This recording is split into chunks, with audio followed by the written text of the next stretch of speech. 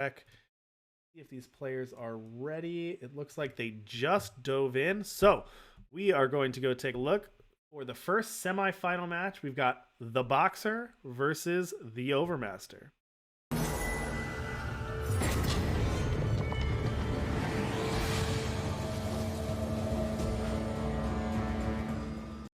Alrighty, welcome to the semifinals of Winter Challenge number 12. We've got number 10, TheBoxer, versus number 2, the Overmaster, on the semis. Let's tell them that they are good to go. And get ready, get buckled in for a fantastic match here. I'm just getting ready for this. Two of the real titans of the game here going at it. Fantastic players. I can just already feel it that this is going to be a great match. Yep, definitely two ETS veterans battling it out here. Good stuff. Hard to get any better than that. Right, Boxer looking at a hand of 2 power, a blazing salvo, a gleaming grenadin, Moldermuck, scrap tank, and edict of Makar. Little short on power, but I don't know. You got Moldermuck in hand. You can probably draw another power. You got grenadin. I think it's a keep, better than 6. Yep, looks like Boxer agrees. Seems all right. It's kind of like a 6 in some ways. Um, I mean, I would kind of barely consider the scrap tank a card in hand, but it's close, and I mean, it means that that's a like potentially extra fodder for the blazing salvos. So probably like slightly above average 6. So Boxer, locking that in makes sense. Theo's hand. Boxer's gonna need some power though for this hand to really operate. Oh yeah, no, absolutely.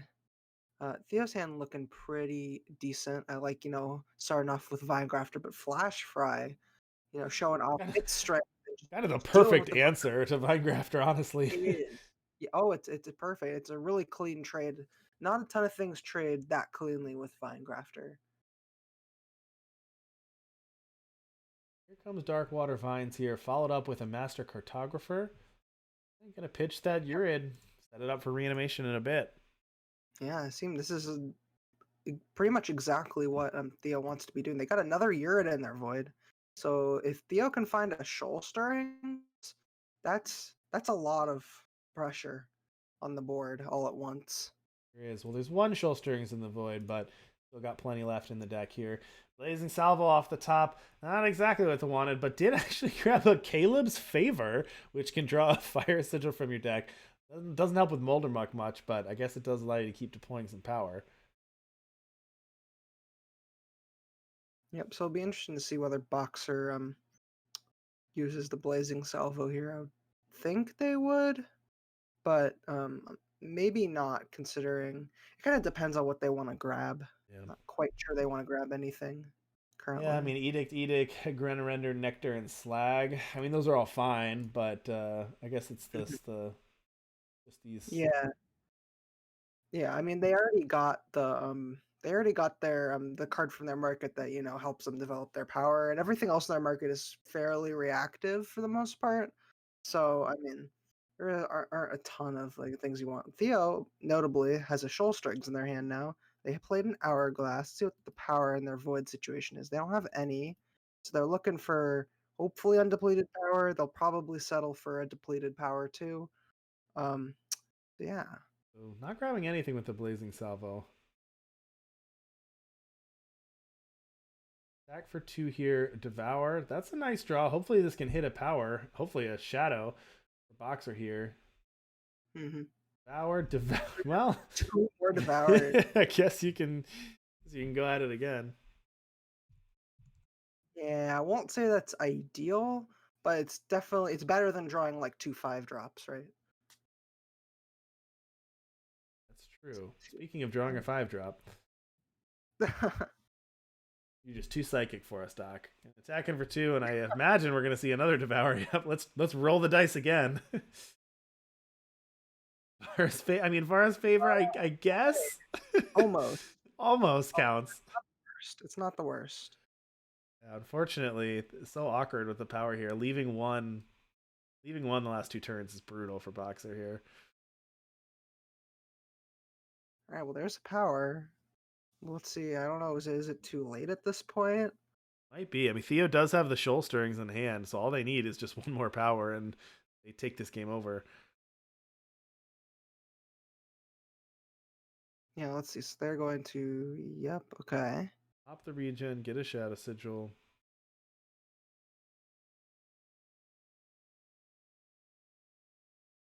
Ooh, another a near perfect imitation. Gosh. That's pretty good. It's not a power that Theo wanted, but it is pretty powerful. Yep, and All right. Theo being slow here is giving Boxer the time to try to make a comeback in this game, and honestly, it looks like pretty reasonable right now. I mean, they can play a scrap tank. They've kind of got the board under control. If Theo keeps whiffing, I mean, I think Boxer has a pretty decent shot here. Yeah, well, took Boxer 3 tries to get it. Oh, look at this. Shoulder Dredger off the top, milling the Seed of Mystery. I mean, Seed would have come in depleted anyway, but I like Yeah, that. well, I guess it yeah, did. Yeah, Seed off the it was on Hourglass. the bottom. It came from the bottom, so Theo wouldn't have drawn it anyways. I Good guess point. none of those cards would have been drawn. That's But that's a good actually, point. Bottom. but the seat is actually. I don't know why I don't see the seat in their void. Well, I think they played it with the Hourglass, right? Oh, they did. You're right. Oh, Yeah. it's interesting that it triggers in that order. I didn't Yeah, realize that's that. nice. That's nice that it does. Convenient for them. Yeah. No, that I mean that's honestly that's perfect. It's gonna set up their turn really nicely here. Yeah, it would have been even nicer if it was undepleted, but can't beggars can't be choosers, I guess. Get that power. Here we go. Silex off the top. Seat. I love how Seat just inadvertently also setting up the Silex. So now that the Silex is turned on, Yeah, so I'm thinking, let's see. So Urid would be. Imagine they're gonna go for Shoalstorings. The problem with going for near perfect imitation is that if you do that and you attack with Urid, Urid isn't a Mandric, so it's not gonna get the buff from its own effect. It yeah. will give the Shoal Dredger and the Vines buffs. So that's a lot of pressure, but it also means that a Boxer can block on the ground. My feeling, well, let's see. Maybe that is okay. It's kind of hard to say. I think probably safe to just Shoalstrings getting back both Urids, but looks like Theo's going to go for the near perfect imitation line here. It's also Okay. fair in the sense it's fair in the sense that these will have endurance. So I mean, at least they're going to be able to block next turn. Yep, absolutely. I'm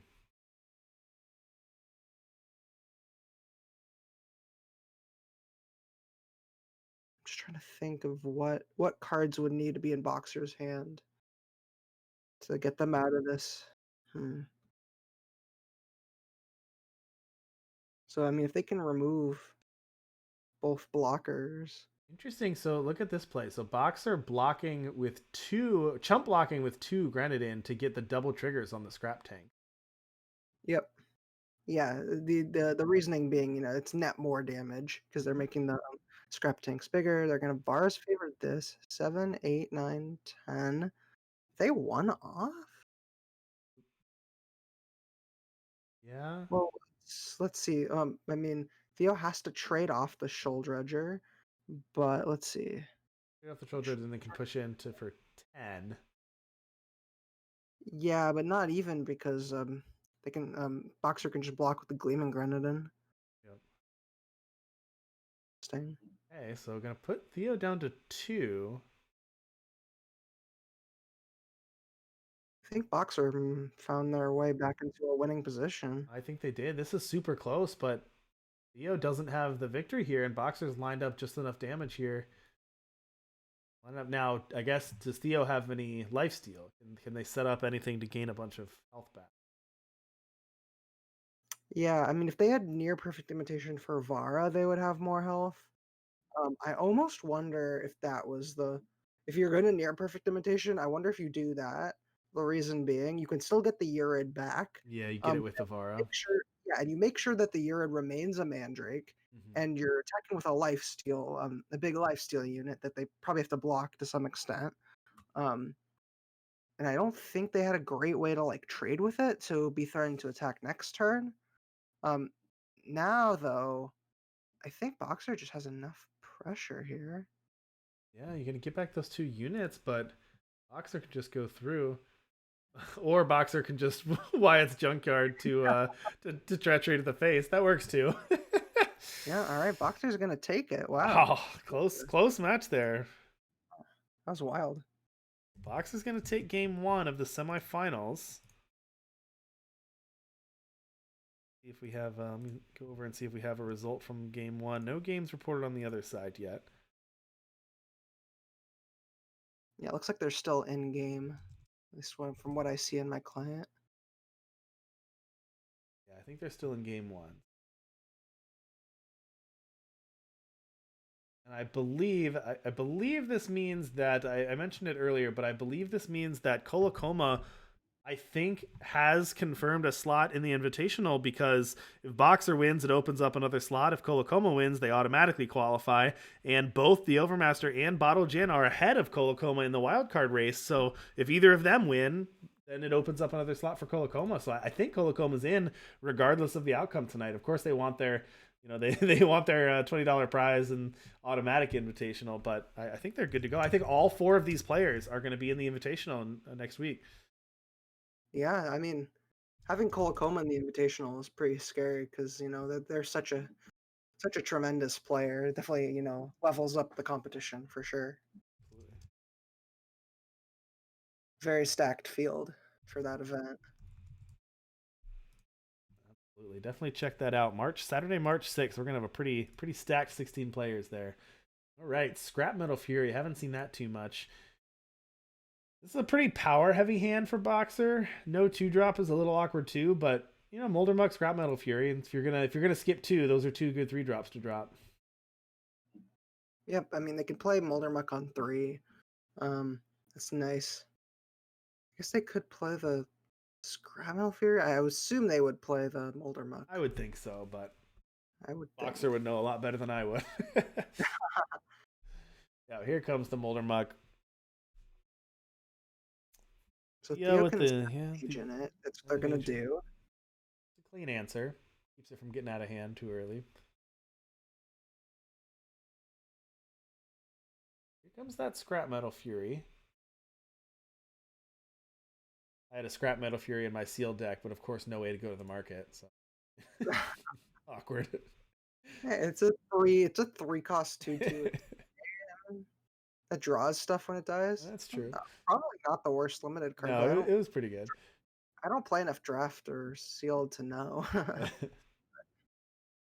right, Blazing Salvo. There you go. That's a pretty good draw here.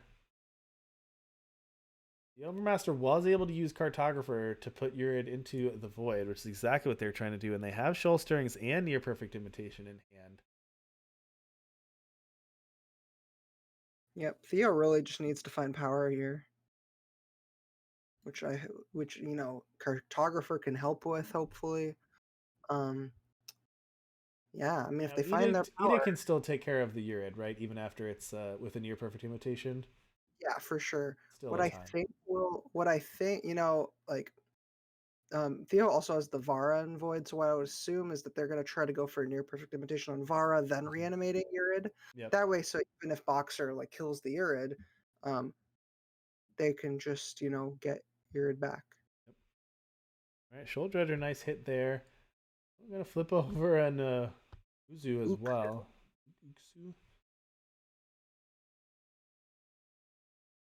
That's a 4-cost Shoal Dredger now. It's a pretty good one. This is looking pretty good for Theo here.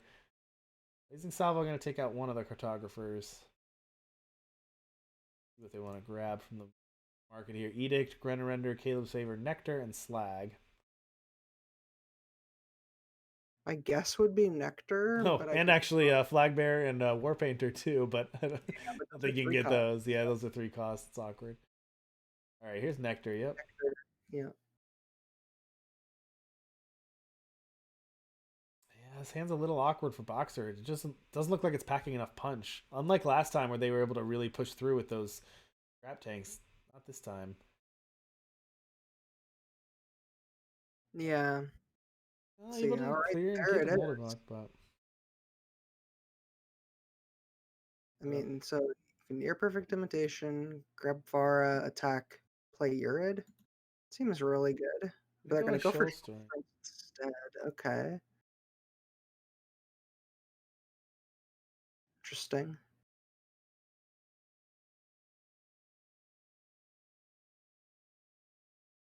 I'd be interested to talk to Theo about the like sequencing on this because I haven't played the deck enough to know. And like I wonder like what else this particular sequencing choice does Yeah. that I'm missing.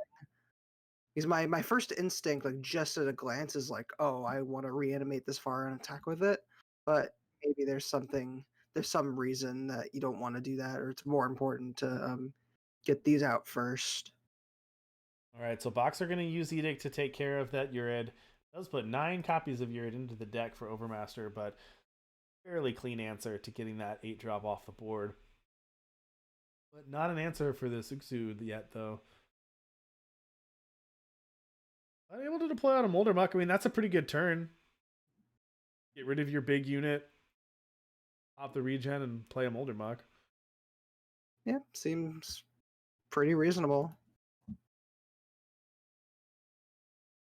Let's see what they do here. I wonder if now, since they're in this spot, you just shoal strings again to get back the Urid. Mm-hmm. Could just attack with it though, and that's a pretty substantial clock there. Again, I feel like this Vara just like is begging to be reanimated. Oh, sitting there. 8/6 lifesteal. Your other shadow units have +++1. When Vara attacks, play a unit from your void. Lots of text. Pretty solid card there. I agree with you. This deck seems like it's got way too much sequencing and decisions for me, but it's got a lot of power for sure. For Expedition, it's got a ton of power. Oh yeah, I mean like it can do some pretty absurd stuff. It's all about the consistency, right? And I Mm-hmm. mean I think when this deck goes off, it's very strong. The question is like how consistently can you get it to, pop off like this? Here comes the near perfect imitation. This time, Theo heard you. Going for the Vara this time.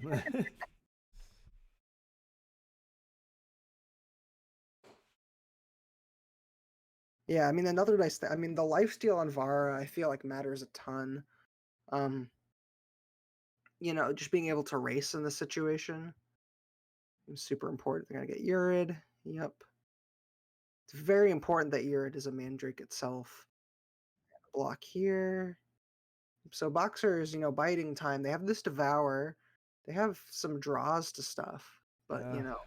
But every turn that you let Theo play out, attack with Vara and play out giant 11/9s and letting Urid attack too is going to be trouble.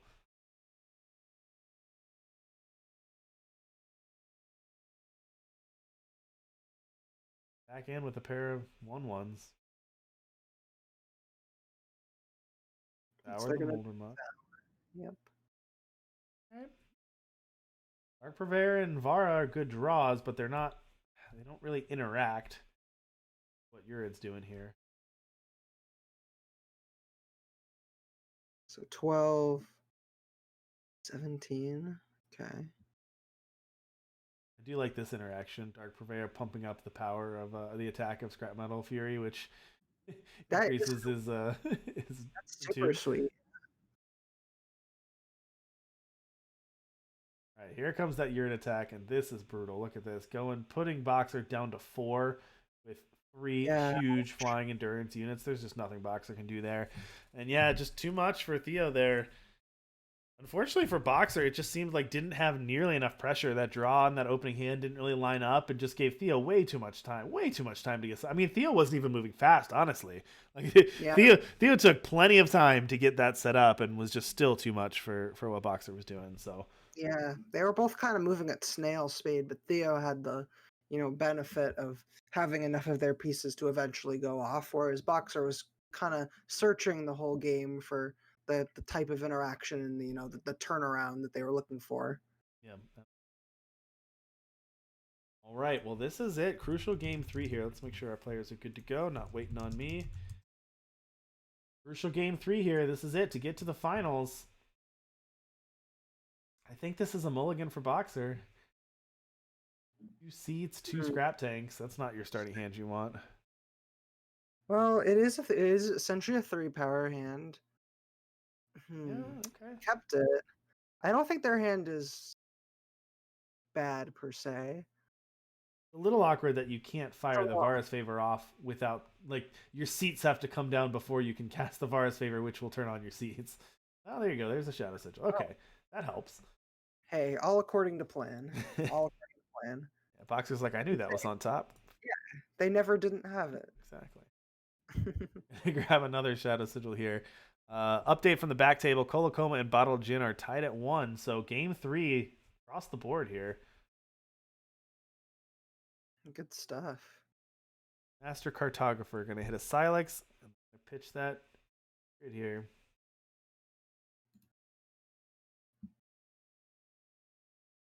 So one reanimation spell. Your perfect imitation in hand for the Overmaster at this point.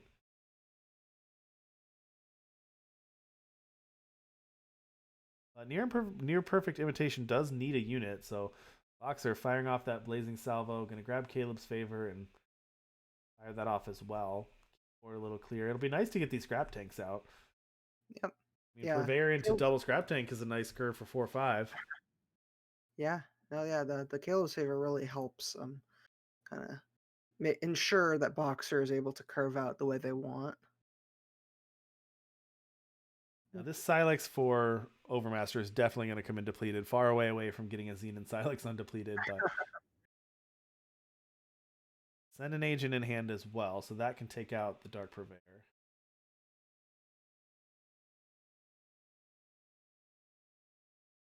Photographer is going to see another copy of Darkwater Vines. See what Pitch they. here. Yeah. It's a tough pitch. Vines, I guess. Yeah.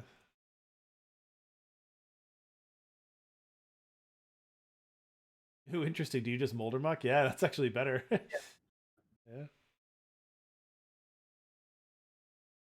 Yep, Send Theo with the Seven Agent can an trade agent with gonna it. take care of that, but that does open up another Molder Muck, but I think you got a Scrap Tank. Oh yeah, for sure. Oh yeah. Hey, here we go. Scrap Tank online for Boxer. This is what they want. So Theo can near perfect imitation here. Now I will say, again, Yurid is Do they not have a. they don't have When fifth power, right? they do now with the Silix, right? They have three Oh, they have shadows. 3 shadow. They have 3 shadow. You're right. Mhm. You have 3 shadow. My mistake. I didn't see the third shadow. Yeah. So seems reasonable. It's again, you got to remember that Yurid is not a Mandrake anymore, so it's not going to give flying to itself. Meaning the Boxer can chump block it forever, but it's Yep. still pretty threatening for sure. Block, Oh, block. Boxer double blocking again to make it a 7/7. But here comes another Scrap Tank.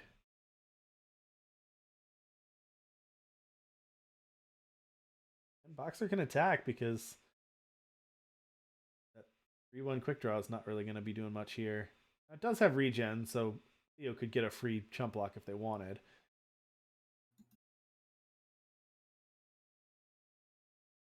Yep. No, I mean, like if the near perfect imitation was a shoal string, this would be a completely different story. Mm-hmm.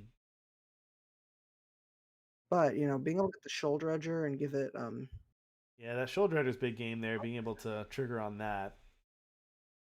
But 9/9 now, Scrap Tank for Boxer.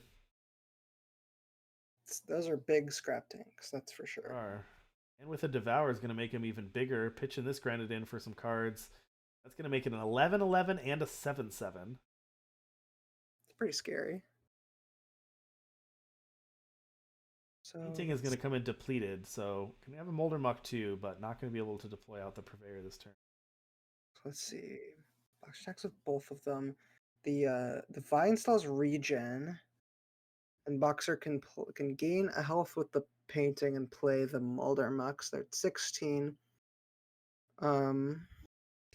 12, 13, 14. They're 2 off of Theo's 2 damage off of lethal here.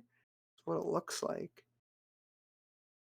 What it looks like. Here comes the Molder Block that's obviously going to block. Gain 1 from the painting, and just a sigil off the top for Theo. So they do have another near perfect imitation. I don't know if that does anything on this board, though. Yeah, I mean, you could make Urid a Urid. I don't think you Yeah. want to make either of the Mandrakes a Urid No, I because, don't again, think so. you know, the endurance is super important.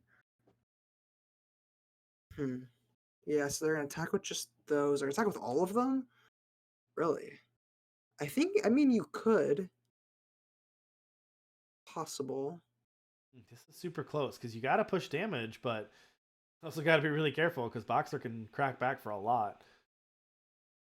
Yeah.